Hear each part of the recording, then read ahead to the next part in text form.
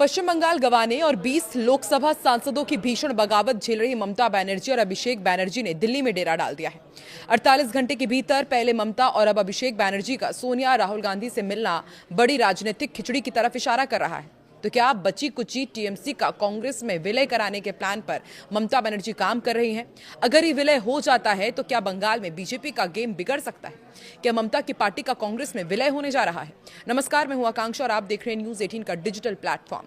पश्चिम बंगाल से लेकर देश की राजधानी नई दिल्ली तक इस समय तृणमूल कांग्रेस के भीतर एक अभूतपूर्व और बेहद गंभीर राजनीतिक संकट खड़ा हो गया है। पार्टी के 20 लोकसभा सांसदों द्वारा ममता और अभिषेक बनर्जी के नेतृत्व के खिलाफ बगावत का झंडा बुलंद करने के बाद अब दिल्ली में दीदी के वफादार नेताओं के सामने ठोर ठिकाने का भी एक बड़ा संकट आ खड़ा हुआ है। स्थिति इतनी विकट हो चुकी है कि दिल्ली के सियासी गलियारों में ये चर्चा आम हो गई है कि क्या वाकई दिल्ली में टीएमसी के लिए अपना बोरिया बिस्तर समेटने की नौबत आ गई है। जो पार्टी कभी केंद्र की राजनीति में किंग मेकर की भूमिका निभाती थी, आज उसके बड़े नेताओं के पास दिल्ली में प्रेस कॉन्फ्रेंस करने या फिर दरी बिछाकर बैठने तक के लिए अपनी खुद की कोई सुरक्षित जगह नहीं बची है। ये संकट सिर्फ राजनीतिक नहीं बल्कि पूरी तरह से बुनियादी ढांचे और रसूख के खत्म होने का सीधा संकेत दे रहा है। मीडिया में छपी एक बेहद चौंकाने वाली एक्सक्लूसिव खबर के मुताबिक टीएमसी के बागी सांसदों को लेकर मचे भारी घमासान के बीच बैरकपुर के सांसद पार्थ भौमिक ने नई दिल्ली स्थित अपने उस सरकारी बंगले को आधिकारिक तौर पर खाली करने का फैसला किया है, जो अब तक राष्ट्रीय राजधानी में पार्टी के मुख्य ऑपरेशनल बेस के रूप में काम कर रहा था। और दिलचस्प बात यह है कि इसके लिए खुद पार्थ भौमिक ने ही लोकसभा सचिवालय से अपना मौजूदा आवास बदलने का लिखित अनुरोध किया था, जिसे स्वीकार कर लिया गया है। लोकसभा सचिवालय की एमएस शाखा द्वारा 9 जून को जारी किए गए आधिकारिक आवंटन आदेश के अनुसार सांसद पार्थ भौमिक को अब नई दिल्ली में रहने के लिए फ्लैट नंबर 501 हुगली आवंटित किया गया है। ये नया फ्लैट उनके पुराने बंगले यानी कि 20D doctor Rajendra Prasad road की जगह पर दिया गया है। इसी बंगले पर अब तक सांसद का कब्जा था और यहीं से टीएमसी की दिल्ली की सभी प्रमुख गतिविधियां संचालित होती थी, जो अब इस फैसले के बाद पूरी तरह से बंद होने जा रही है। इस पूरे घटनाक्रम की टाइमिंग ने ममता बनर्जी के खेमे में भारी खलबली मचा दी है। मीडिया रिपोर्ट्स के मुताबिक टीएमसी के 20 लोकसभा सांसदों ने पहले ही पार्टी नेतृत्व के खिलाफ खुली बगावत करके अपना एक बिल्कुल अलग गुट बना लिया है। इस बागी गुट का साफ दावा है कि बैरकपुर के सांसद पार्थ भौमिक भी उनके साथ इस मुहिम में शामिल है। यही वजह है कि पार्थ भौमिक ने कालीघाट यानी कि ममता बनर्जी के निवास के वफादार नेताओं को अपने बंगले का इस्तेमाल करने से रोकने के लिए खुद ही उसे सरेंडर करने का बड़ा दांव खेल दिया है। वहीं बीते 48 घंटे से दिल्ली में ममता बनर्जी और अभिषेक बनर्जी का 10 जनपद का परिक्रमा कई सवाल खड़े कर रहा है। सोमवार को पहले ममता बनर्जी की इंडिया गठबंधन की बैठक में कांग्रेस की पूर्व अध्यक्ष सोनिया गांधी से मुलाकात होती है और फिर 24 घंटे के अंदर ही मंगलवार को ममता 10 जनपद एक बार फिर से सोनिया गांधी से मिलने पहुंच जाती हैं। अब बुधवार को एक बार फिर से अभिषेक बनर्जी सोनिया और राहुल गांधी की चौखट पर पहुंचे हैं। तो क्या टीएमसी और कांग्रेस में कुछ खिचड़ी पक रही है या फिर ममता बनर्जी ने बची कुची टीएमसी को कांग्रेस में विलय का प्लान तैयार कर लिया है?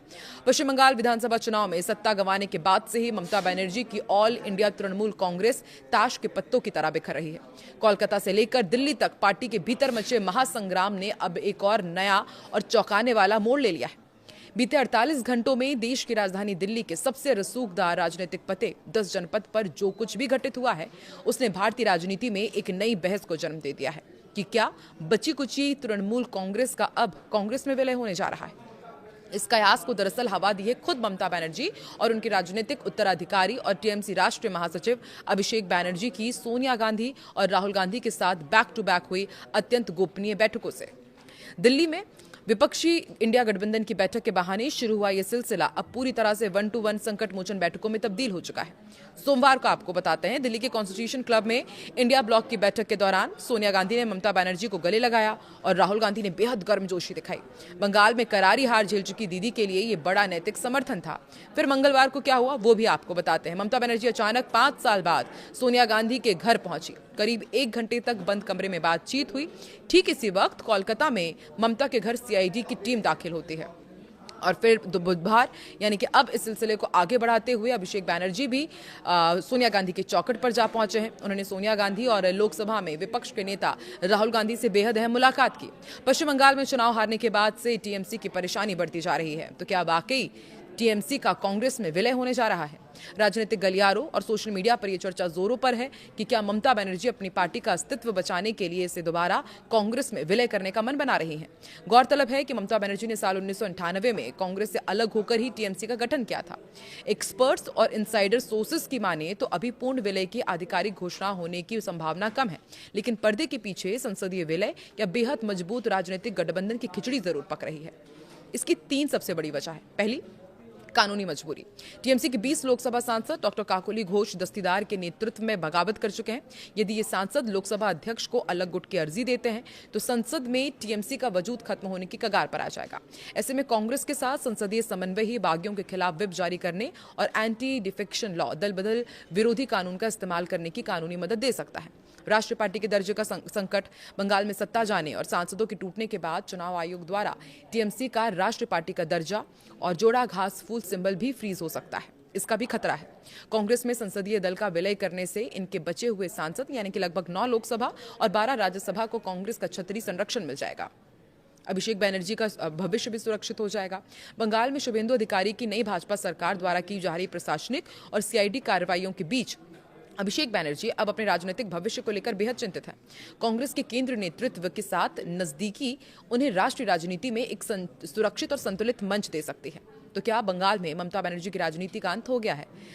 ममता के दिल्ली दौरे पर बंगाल के सीएम शुभेंदु अधिकारी ने कहा कि बंगाल की जनता ने तृणमूल को पूरी तरह खारिज कर दिया है।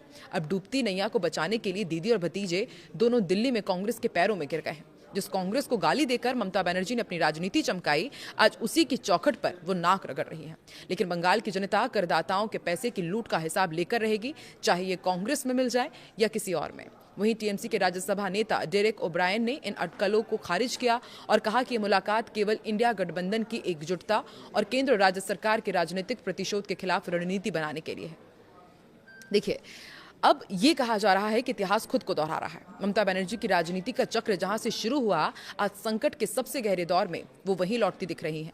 पूर्ण संगठनात्मक विलय ना भी हो तो भी संसद के भीतर टीएमसी का कांग्रेस के साथ पूरी तरह समाहित हो जाना अब केवल समय की बात लग रहा है।